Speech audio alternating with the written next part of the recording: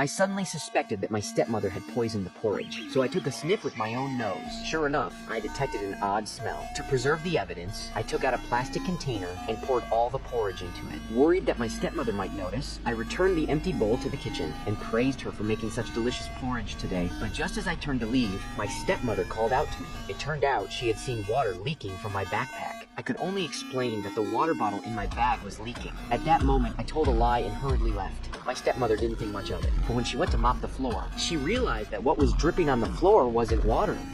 After leaving, I hurriedly found a friend to help me. I asked my friend to lend me $1,000 to take the porridge for testing. I now suspect that my stepmother poisoned my porridge, but my friend thinks I have paranoid delusions. I explained that it does sound crazy, which is why I need the test to get the truth. But my friend still didn't want to help. That night, my stepmother made a delicious steak dinner. My father praised the taste of the steak, but I refused to eat it. My father asked me why I wasn't eating. I asked to swap steaks with my father because I felt mine had too much fat. Father agreed without hesitation, but my stepmother was unhappy. She said she was fed up with my unreasonable behavior. I retorted just as fiercely. As our argument escalated, my father hurriedly intervened. I had no choice but to take back my own steak. Then I ran to the kitchen with the plate and put the steak in a bag. My father asked me what I was doing. I angrily said that I was collecting evidence of a crime because I suspected that my stepmother had poisoned the food. My father thought I was crazy and rushed over to stop me, but I pushed him aside. This crazy act scared everyone, but I was so emotional that I picked up the knife again. My stepmother saw this and quickly called the police.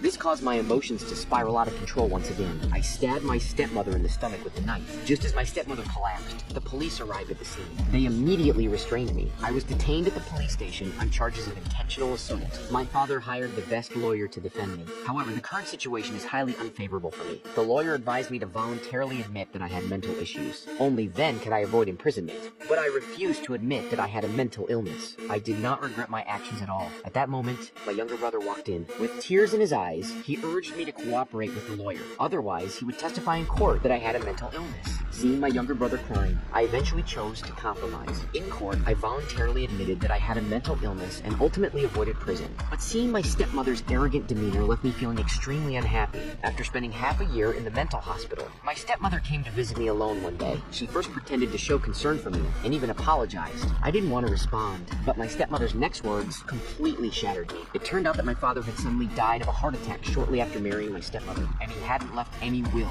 Even my younger brother is dying. I'm afraid that's not possible. He hasn't been feeling well. Stomach pains. Hearing this, I couldn't sit still anymore. Sure enough, our entire family had been framed by this malicious woman, but now I had no ability to resist, and could only let the medical staff treat me as a mentally ill person.